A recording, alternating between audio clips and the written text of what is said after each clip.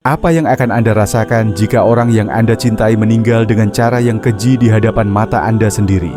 Bagaimana jika mereka yang paling setia di sisi Anda terjatuh, sedangkan harapan kemenangan yang semula ada perlahan memudar? Di pertempuran Uhud, Rasulullah Muhammad SAW tidak hanya terluka fisik, tetapi hatinya pun tergoris dalam, menyaksikan sahabat-sahabatnya gugur. Kisah ini lebih dari sekadar pertempuran. Ini adalah ujian besar bagi iman dan kesetiaan. Pertempuran Uhud bukan sekadar catatan dalam sejarah Islam.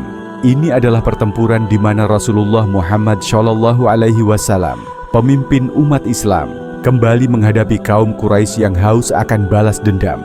Setahun sebelumnya, kaum muslimin meraih kemenangan luar biasa dalam pertempuran Badar. Namun, kekalahan Quraisy itu tak dibiarkan berlalu begitu saja.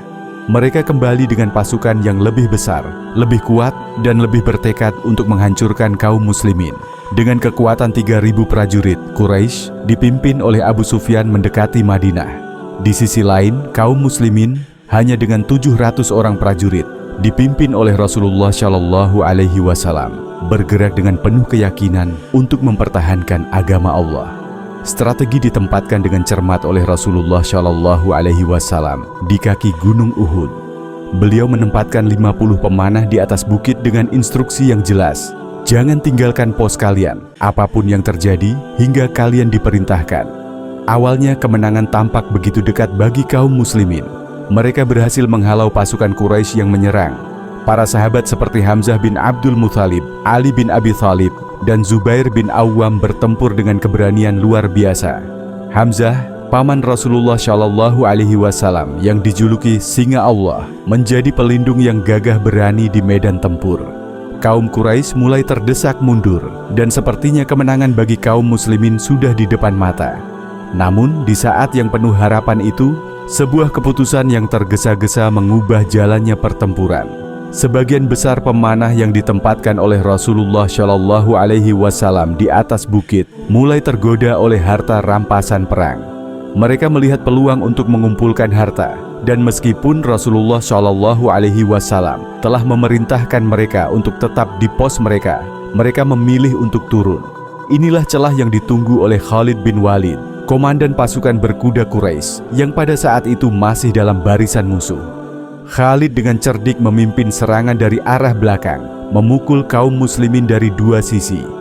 Keadaan berubah dalam sekejap. Dari yang semula tampak menang, pasukan muslimin mulai terdesak. Kegelisahan menyelimuti seluruh medan pertempuran. Dalam kekacauan itu, Rasulullah SAW sendiri terluka parah. Gigi beliau patah, wajah beliau berdarah, dan nyawa beliau terancam. Para sahabat berusaha melindungi beliau, termasuk Abu Dujanah dan Talhah bin Ubaidillah yang dengan gagah berani bertahan untuk menjaga keselamatan Rasulullah SAW. Namun, puncak dari kesedihan itu datang ketika salah satu paman yang paling beliau cintai, Hamzah bin Abdul Muthalib, gugur di medan perang. Hamzah tidak hanya terbunuh, tetapi tubuhnya dimutilasi oleh Hindun, istri Abu Sufyan, sebagai pembalasan dendam atas kematian ayahnya di pertempuran Badar.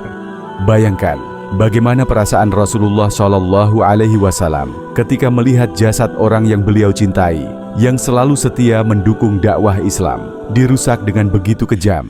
Namun, Rasulullah SAW dengan segala kesabaran dan kekuatan yang dianugerahkan oleh Allah Subhanahu wa Ta'ala, tetap teguh. Beliau tidak membalas dendam atau melontarkan kutukan. Beliau bahkan mendoakan para sahabat yang gugur agar Allah melimpahkan rahmat dan ampunan kepada mereka. Kekalahan di Uhud adalah pelajaran yang sangat berharga bagi kaum muslimin. Allah Subhanahu wa Ta'ala berfirman dalam surat Ali Imran ayat 152, "Dan sesungguhnya Allah telah memenuhi janjinya kepadamu ketika kamu membunuh mereka dengan izinnya, sampai pada saat kamu lemah dan berselisih tentang perintah itu dan mendurhakai perintah Rasul. Sesudah Allah memperlihatkan kepadamu apa yang kamu sukai. Di antaramu ada orang yang menghendaki dunia, dan di antaramu ada orang yang menghendaki akhirat. Kemudian Allah memalingkan kamu dari mereka untuk menguji kamu, dan sesungguhnya Allah telah memaafkan kamu, dan Allah mempunyai karunia yang dilimpahkan atas orang-orang yang beriman." Ali Imran 152. Pelajaran terbesar dari pertempuran ini adalah pentingnya ketaatan pada Rasulullah Shallallahu Alaihi Wasallam dan kesetiaan pada perintah Allah. Kemenangan hanya dapat diraih jika kita tetap disiplin dan mengutamakan akhirat di atas dunia.